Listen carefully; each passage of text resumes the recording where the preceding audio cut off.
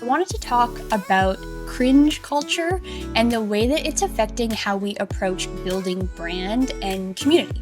There's no place for blending in. You have to stand out and you have to build community. And if you're constantly afraid you're going to come across as cringy, you're just kind of nuking your ability to scale and grow because you're nervous about faceless trolls in a comment section. True authenticity is only really achieved when you're a compelling business with a cool product and you are willing to embrace the fact that that cool product isn't necessarily for everyone. If you're not willing to put a face to your DTC brand, you are going to get left behind.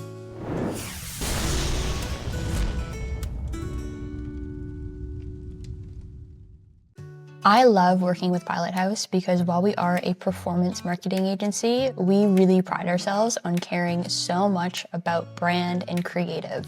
At Pilot House, we don't just make ads, we craft them. Every edit, every word, every scroll-stopping detail is built with purpose and care, and I truly believe that care drives creativity and creativity drives results. Our attention to both scale and brand allows us to craft strategies that deliver you short-term results while making you long-term successful, which is so important for any DTC brand.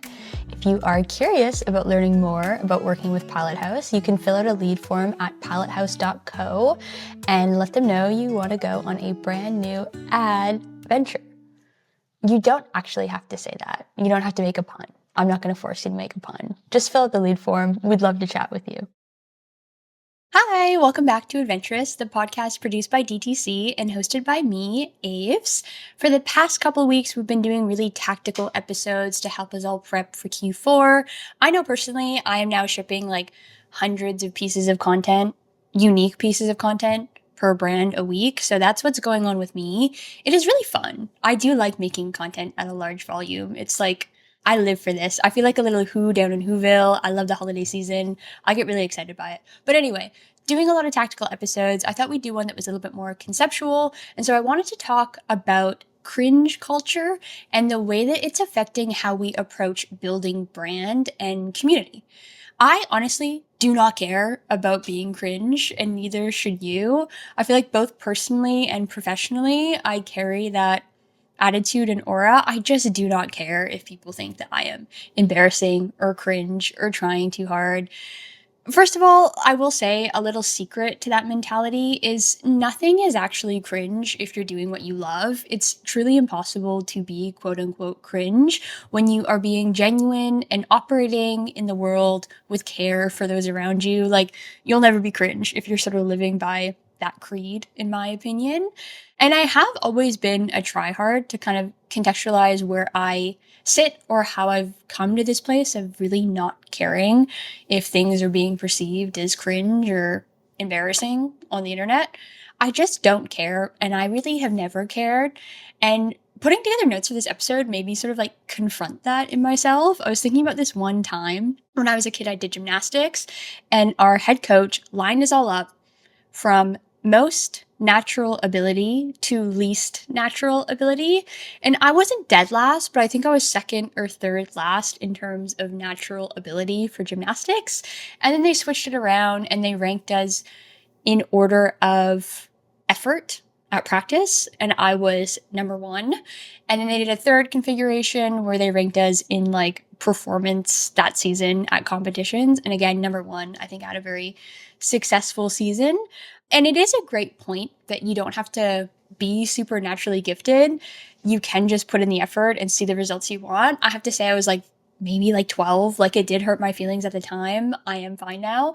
But it's like a really valuable lesson that, like I said, at the time I was really sad that I wasn't like at the upper echelon of most talented.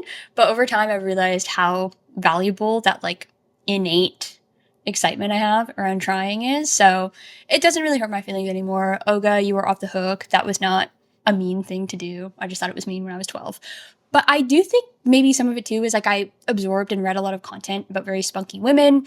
I also had a very exceptional and cool aunt who tried very hard for her entire life, and she lived so well and she was so happy that I think that also signaled to me very early that the opinions of others should not get in the way of doing what I want to do and showing up how I'd like to show up.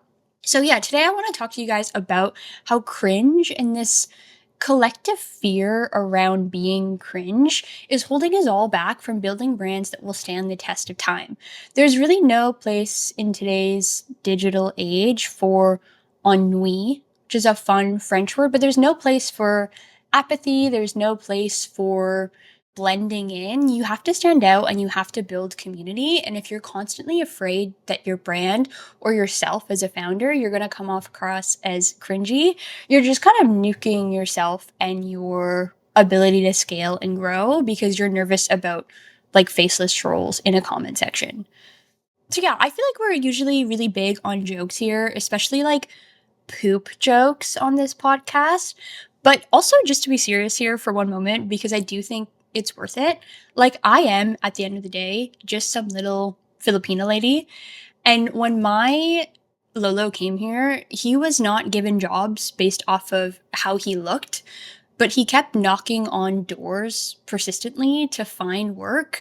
And there was no room in that experience and what that passed down onto me to be nervous about what people think. It's like not in my DNA, I guess, is what I'm trying to say, to be nervous about what people think, because eventually he did find a job, but it was hard and he put in the hours and the effort and he did it. And that, again, that story holds so much in how I approach the world and how I approach opportunities. It's like I might not necessarily always get a ton of opportunity knocking at my door, just like my Lolo, but I'm going to go out, do the door knocking myself and find them because I want to put in the effort. I want to do what I want to do because it's fun and I'm not going to care what anyone else sort of thinks about that.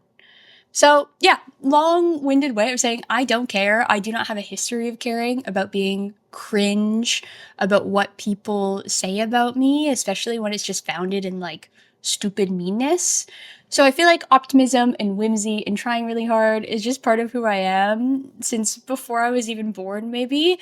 And people often ask me now that I have the podcast or previously when I would just sort of willingly be in content for brands that I was working with because it was quick to do and it worked really well. I think people often would ask me, like, how do you get over Cringe Mountain? How do you just post and show up?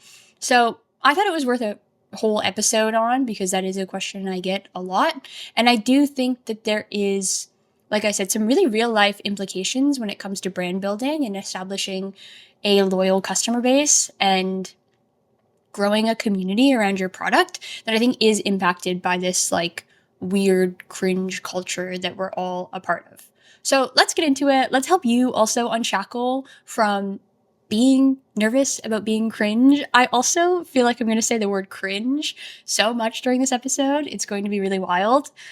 I don't know. Maybe I'll do like a cringe count at the end or something, but maybe that's cringe. Either way, it doesn't really upset me. So anyway, let's just get back to the actual episode and let's dive into what even is cringe. Because it's not something we've always talked about. It's not something that we've always necessarily worried about in this form. So let's do a bit of definition, defining. So we're all talking about the same thing here. Conceptually, cringe is almost impossible to explain nowadays, I think, if I'm talking to someone a little bit older, but I am going to try my hardest.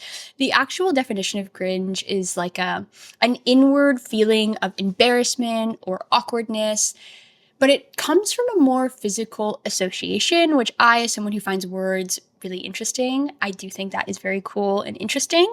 So the sort of more physical definition of cringe is that to cringe is to bend one's head and body in fear or in a servile manner. That is really funny to me and really crazy. And I think that is actually how we should all hold and define cringe. This is what I actually believe cringe is. Not this new thing where being cringe or being interpreted as cringe is like something that's worth holding space in our brains and being afraid of. I think we should really hold this definition and really hold people to the standard that to cringe is to bend one's head and body in fear or in a servile manner. Cringe is more about fear, I believe. A lot of the time when we react to something in life, it's more indicative of who we are and how we feel about something than the other person. That's true of every single person on planet Earth. Sorry. It's just always more of a reflection of our inner thoughts and ideals than whatever else that person is doing. So, right off the bat, why would you care about that? It's mostly got nothing to do with you. That is like tip number one in getting over a fear of being cringe. It has like nothing to do with you. And it's mostly coming from a place of fear or insecurity from the other person. Easy. Dump it. But yeah, let's talk about what cringe is generally understood to be these days, because I do think it's different from the more physical definition that I'm leaning into. And I do think that's very important context when we're talking about brand building and finding our way out of cringe culture. Cringe is basically just, if we're being really honest, personality and depth and point of view. It's something that is different most of the time than what that person is expecting to see. It's almost like we all spent all of this time and energy worrying that cancel culture was going to completely destroy society. And I feel like cringe culture really snuck in there and has become the real enemy of culture in general. So, to understand why cringe culture has taken over so violently, I think we have to talk about the lack of tension in our day to day lives. Eugene Healy, who's I guess, what would you say, like a friend of the pod, has spoken about this at length. So I'd check out his socials for inspo, does really incredible work.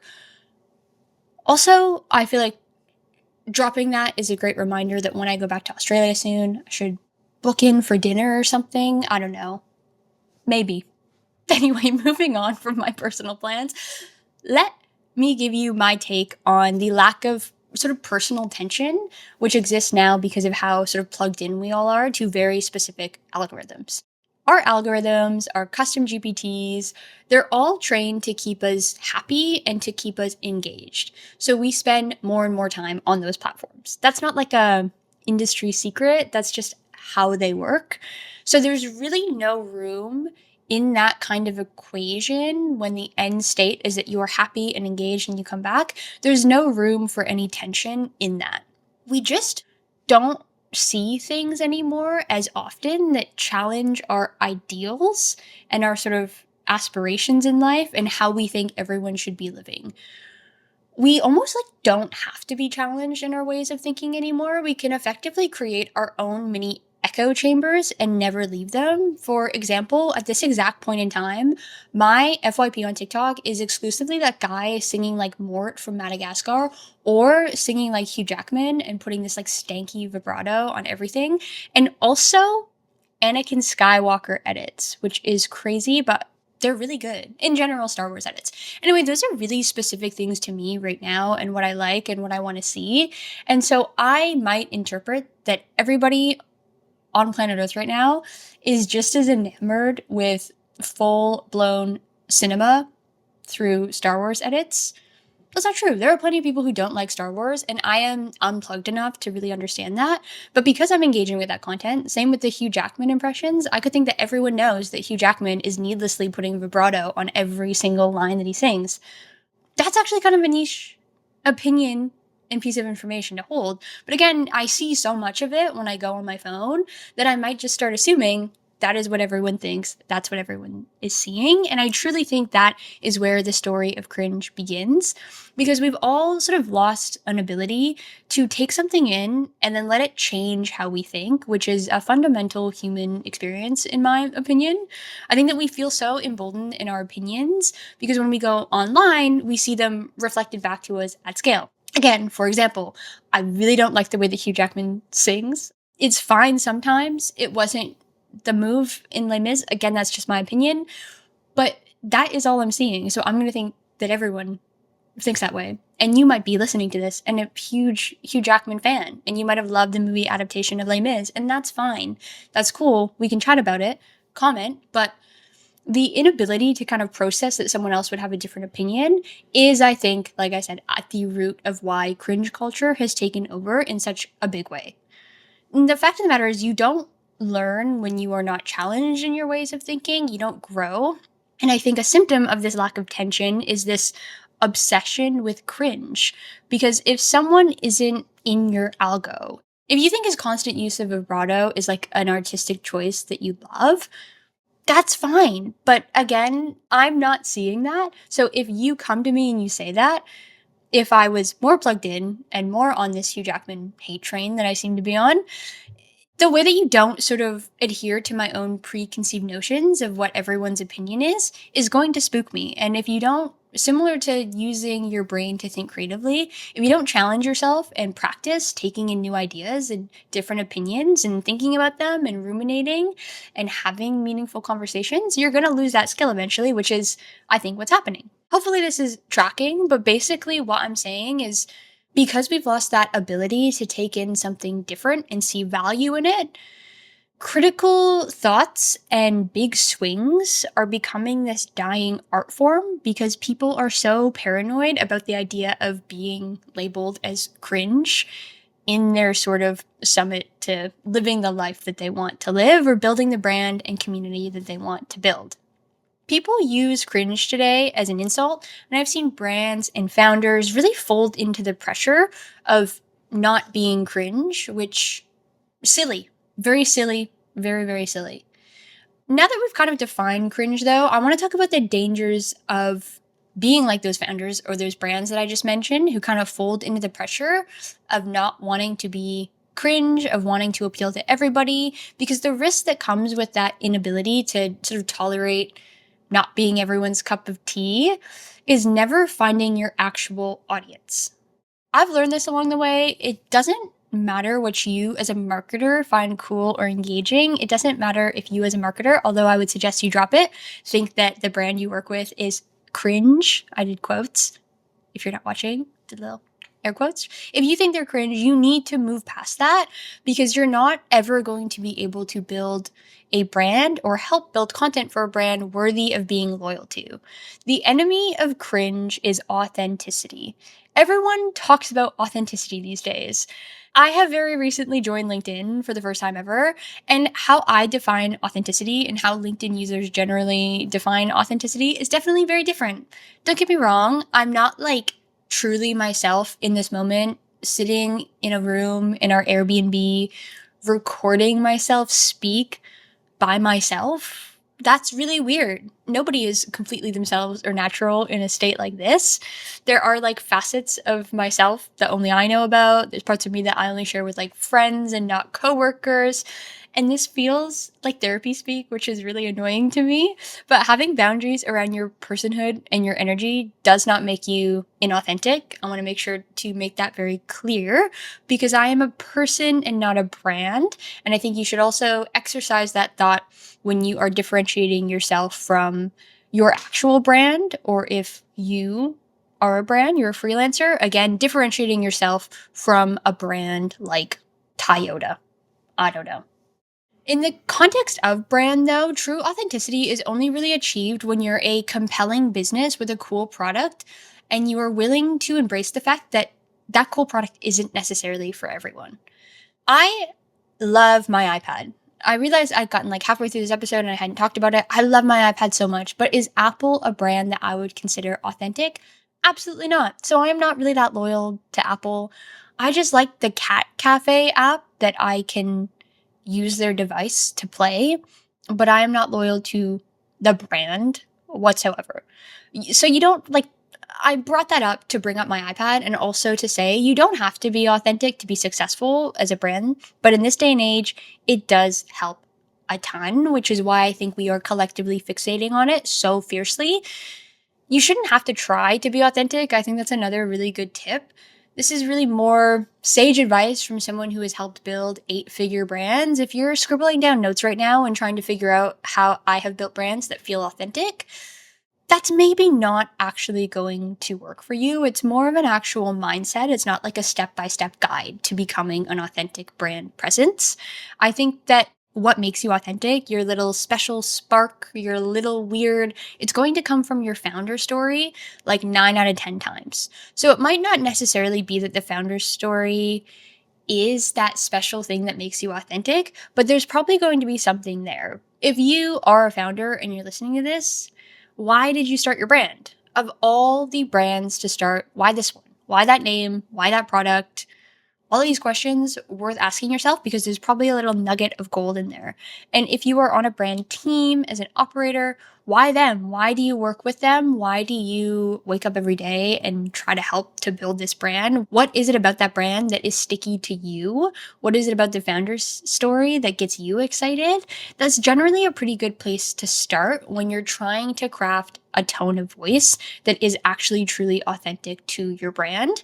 And I would caution you, if you're starting this work now of trying to figure out who your brand is and how you want to show up, it's definitely better to do it early, but it's better to be flexible and sort of malleable as you go along, because you're going to learn things about your customer and you're going to learn things about how you can portray your brand across content mediums. But it's really, yeah, it's exciting work. So if you are starting it, good for you. I wish I was you. Very fun, very exciting. Like I mentioned, I have helped build sort of 6, 7, 8-figure brands that all have an authentic tone of voice that it does help with performance, and it does create, again, like strong community and loyal customers. I remember while I was working with one of our sort of largest and longest standing clients here at Pilot House, for some reason, Q4 is our peak season, but the brand director and I had a conversation in like the middle of Q4 a few years ago where we both just sort of locked in and decided to take like 30 minutes to unpack why what we were doing was working as well as it was. And it was one of the most enlightening conversations I've ever had with a partner. It was, yeah, it truly taught me a lot about how to be a great partner from the client side, but it also taught me a lot about this idea of authenticity as a brand and what you need to actually achieve that in every facet of a business. I think the answer tends to be, especially if you're talking client agency relationship, building authentic content comes first and foremost from trust, which you have to sort of build over time when you work together. But the real magic that we identified that day is that we both truly had a authentic approach to our work, and that trickled through into how we positioned the brand. We held the exact same destination in mind for the brand, and we both had a hand really firmly on the steering wheel and could kind of balance and check each other. And like I said, because the process of working was so authentic, the work that we then produced ended up having that same energy and vibe. And again, it's really difficult in kind of like wee woo speech to just keep saying authentic, but I think you know it when you see it for your own brand. And I also think that what's really important here is to understand that you can build a system that allows you to create content at scale that is authentic, but it has to, again, come from a place where you fully understand what the brand is, who they are, and who you're appealing to. And those are kind of the ingredients to make sure that you are coming across in a real way. The content that we produce and our approach, it just hits with our customers. And that's why we've been able to scale and grow so effectively. I think that the experience of harnessing an authentic take on brand and producing that content at scale, it won't always feel like this insane rocket ship taking off very quickly, if that makes sense. It'll feel like a really steady ascent, and it'll feel very controlled, and it'll also feel just genuinely joyous to be able to make content that lands with audiences and that builds up that community. Let me give you an example of a brand I don't personally work with who I think crushes authenticity. I'm wearing one of their shirts because I knew I was going to use them as a reference and I thought it'd be cute, but I'm realizing now you can't really see the whole thing, so that's fine. But the brand I want to talk about, they're called Abacada. It's a streetwear brand who just oozes authenticity.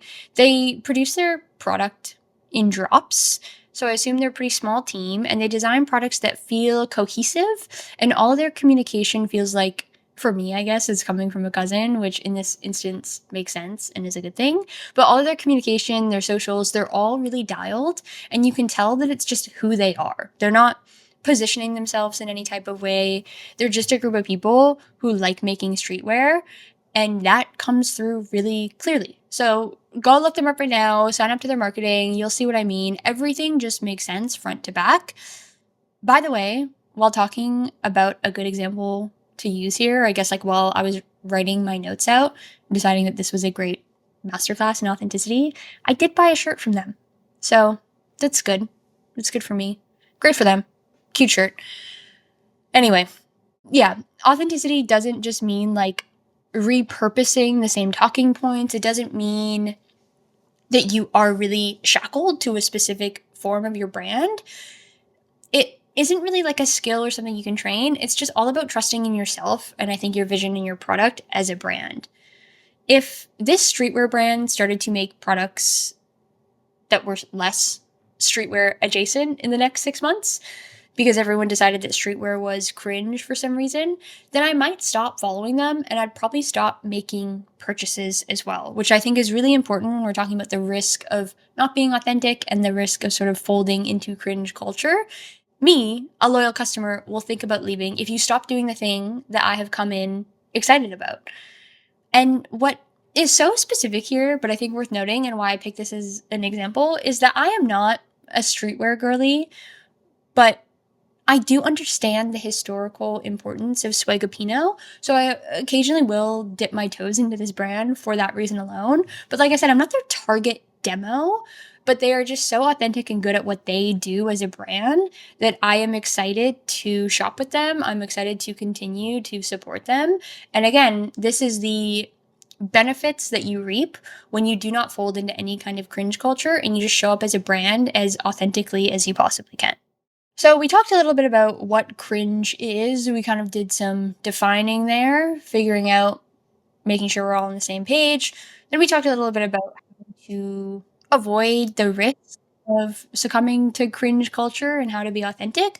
But now I want to talk about something that's a little, again, more conceptual, but sort of how to break through what a lot of people call Cringe Mountain. Like I said, I very recently joined LinkedIn, and it has been very interesting to me to see the amount of content produced about being nervous to make content and put yourself out there. Like I said, it's not my DNA, never has been, never will be. I do not care if you think that I'm embarrassing. It doesn't matter to me. I'm content with myself.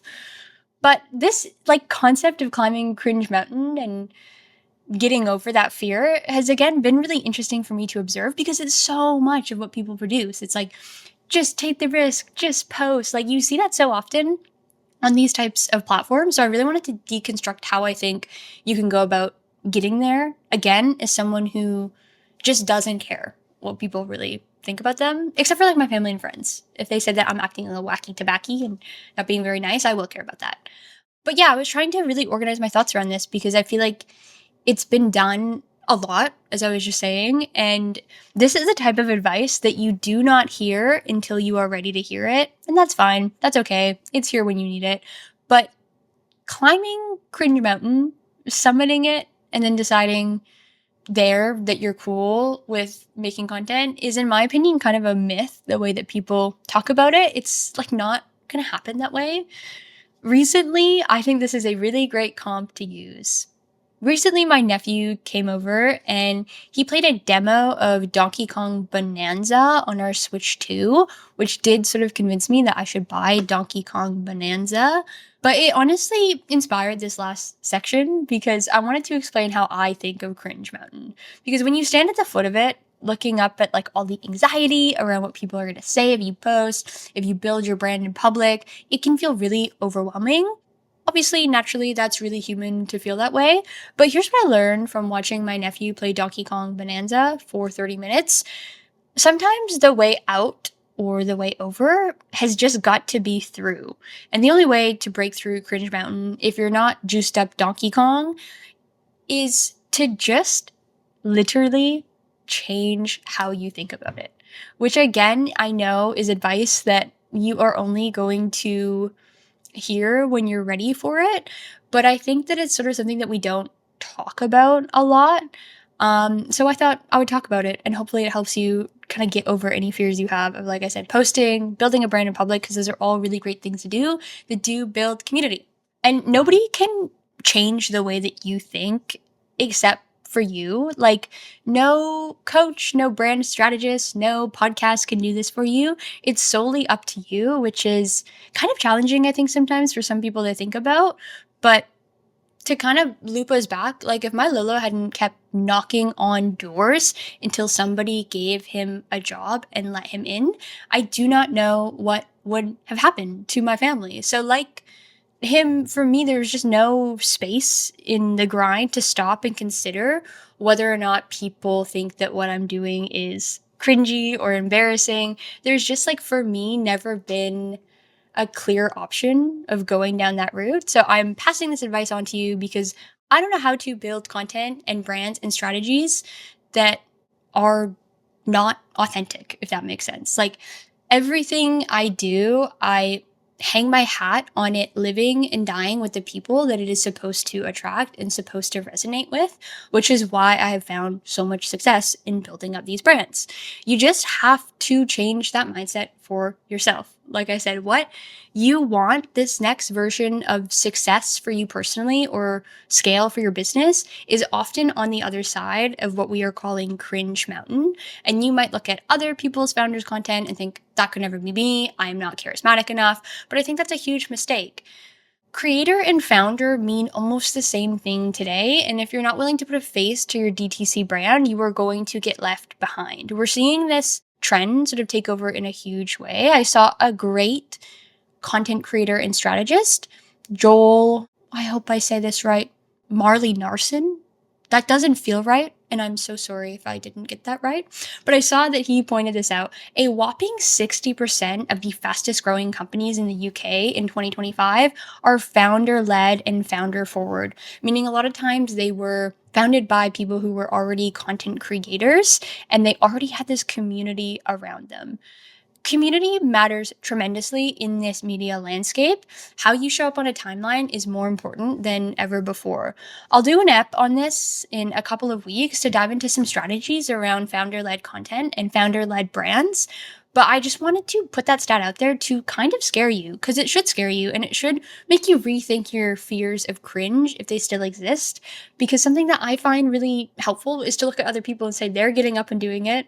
I think of, like different pieces of my family lineage, or I think of myself, and it's like I have historically just done it. Even if I was a little bit nervous or anxious, I have just done it and changed my mindset and my thinking and my framing.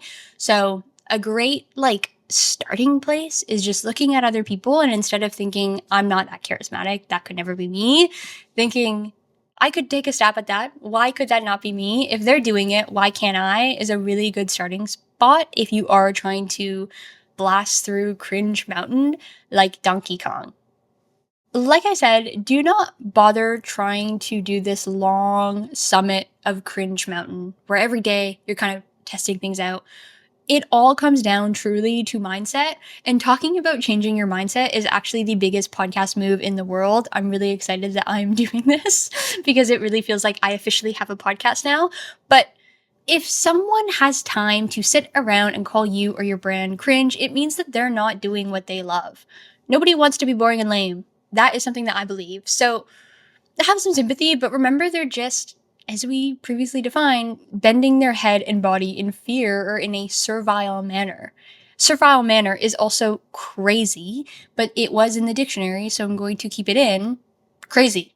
Crazy, crazy, crazy definition. Hopefully, this long rant on mindset shifts and cringe culture has inspired you to put yourself out there a little bit if you aren't already doing it. I know from personal experience that it's not easy and it takes a lot of time to actually see results. So, as a founder, sometimes it feels like, what the heck am I doing? But it does, like I mentioned, build community, and it does empower you to really own your brand in a way that is sort of new. Like that stat about 60% of the fastest growing DTC brands in the UK being founder led. That is really interesting as someone who works in this industry. And I think it's only going to escalate from here. So again, hopefully this helped kind of get your mind around how other people are just going out there and posting things and how much you actually do stand to benefit from blowing up Cringe Mountain like Donkey Kong. And also, if you're someone who calls things cringe or who has a very difficult time with embracing new weird things and brands and content, I would like to end the episode on giving you some advice, and that is to remember that the only antidote to apathy is action. So do something, build something, and you'll see that cringe is a necessary and really beautiful part of life. And don't get tricked by your own algo. There are so many different people out there, different people with different cringe barometers. And so community building is becoming more and more important, like I said, and your brand voice does matter.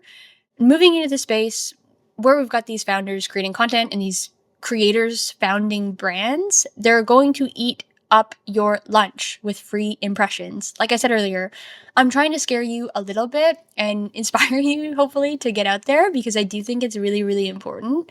And also, you know what? If you made it to the end of this episode, I'll let you know something. I do get a little nervous before every time I record or I post a piece of content.